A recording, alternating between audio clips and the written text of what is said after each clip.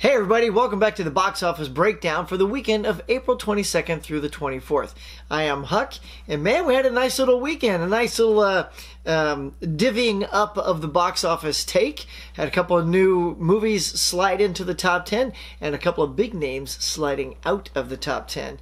And we also had a nice little run over there on the streaming channel, so what was our number ones and what were the box office winners? We'll stick around and find out.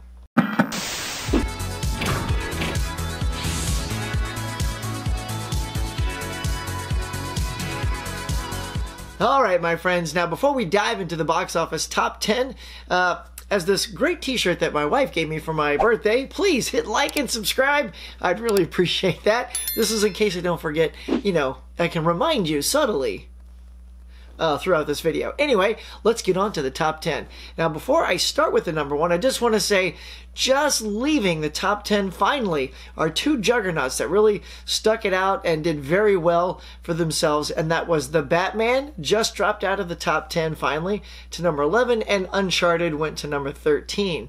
And The Batman finished its top 10 run, although it could jump back in next week, although it is on HBO Max now, so I am suspecting that's going to start taking its revenue. But for now, Batman finished its top 10 run with 367,717,000. So that's pretty good for The Batman. DC needed a nice hit on their hands, especially with all the Ezra Miller drama going with The Flash. I'm so bummed about that, because I almost wish like The Flash would have come out first and then this drama, because now we're not going to get this movie. They're probably going to reshoot and all this jazz. I mean, just like DC can't catch a break, man. And also leaving was Uncharted, the Tom Holland film. It finished with 145,954,000. It's down in the number 13 slot. So I have a feeling it's pretty much on its way out now. So farewell, you juggernauts. You did quite well in the top 10. Now let's get to the top 10. Now, topping the box office is a family-friendly film called The Bad Guys from DreamWorks Pictures. It's this cute-looking animated film. Look, Turning Red is doing great on Disney+, so it's no shocker that parents are looking to bring their kids out to really family-friendly stuff, and that is indicative of the box office in both the number 1 and number 2 spot. So bringing in 24 million was The Bad Guys, and at number 2, Sonic the Hedgehog 2 made another $15.2 million at the box office. So you can see the type of movies that are doing well right now are very family-friendly things. So that's pretty exciting. And at number 3 is the Harry Potter spinoff, Fantastic Beasts: The Secrets of Dumbledore, made another $14 million at the box office.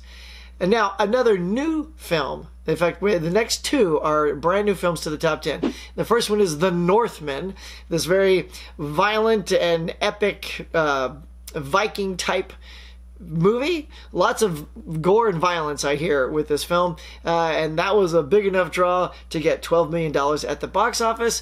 And the one I am most excited to see in this new top 5 is the Nicolas Cage film, The Unbearable Weight of Massive Talent. This thing looks so funny. Nick Cage is playing a sort of version of himself, and that made $7.1 million at the box office. I was kind of hoping that would do a lot better, but here's the thing.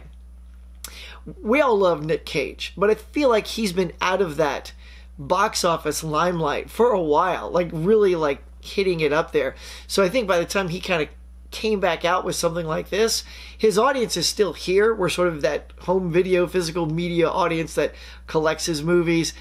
But I think his box office family wasn't there for him this weekend.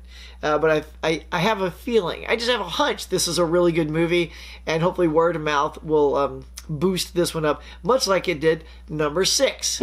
Everything, Everywhere, All at Once. Now, I was hoping, as I did in my report last week, that it would keep climbing. It was in the 6 millions last week and the top 5.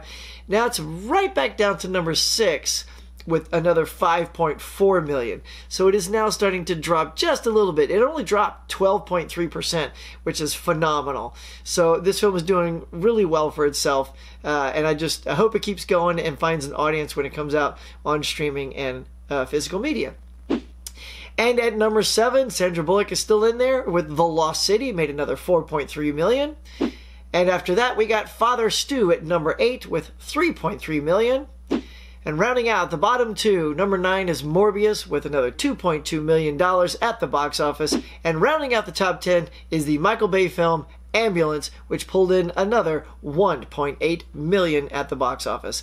All right, that is going to do it for the top 10 at the box office for this weekend. Now let's head on over to those streaming services and see which ones top the charts. All right, welcome over here to the streaming services. Leading us off, as always, is Netflix with a new top of the chart for them is the film White Hot: The Rise and Fall of Abercrombie and Fitch. Interested people enough over there to kick it into number 1 over there. That's looks interesting. I don't really care too much about Abercrombie and Fitch, but enough people did, knocking some of its other big name titles down a little bit lower, like The Atom Project and Tyler Perry's Medea Homecoming, all that good stuff. Anyway, let's move on. HBO Max and Hulu both had The Batman. That's right. As it leaves the top 10 box office, it jumps into the streaming services and just stays at the top. So there it is, over there on Hulu and HBO. Just, I can't wait. It's, I already told the family, like, who wants to see The Batman? And surprisingly, my wife and daughter both really want to see it. So we just got to set aside 3 hours, which we didn't have this weekend, to see it. So, man, I wish it was just a shorter film. See, this is the reality for cats like me that I could pop it on anytime, but now that I know my family wants to see it, you gotta wait. You gotta wait for that perfect time when your kid doesn't have school and your wife's got the free time and you got the free time, all syncing up in the universe at the same time. So, come on, let's lower these superhero films back down to 2 hours, y'all. Who's with me? All right. Next up is Disney Plus. Still has Turning Red in the number 1 spot over there. Over on Amazon Prime, which is the free portion if you have Amazon Prime, is still at the top. The Chris Pine movie, All the Old Knives, still number 1 over there. Paramount Plus, speaking of still number 1s, Jackass Forever, still topping the charts there. Now, over on IMDb, we have returning Rio 2 left, and now returning to the number 1 spot over there is The Heat with Sandra Bullock and Melissa McCarthy. And the mega chart topper, that's right, on Amazon. This is the paid portion of Amazon. Amazon, iTunes, Google Play, and Vudu is Spider-Man No Way Home. Man, that sucker's just still lighting it up on all those streaming services. So that is going to do it, my friends, for all your streaming services. Those were the number 1s as of the end of this weekend. I hope you enjoyed this box office breakdown. I really appreciate you guys stopping by. If you're new to my channel, please do me a favor and hit like and subscribe, just like the t-shirt says. I'd really appreciate that. And hit that notification bell so you get notified I do my next box office breakdown. All right, gang. Until next time, I'll catch you later.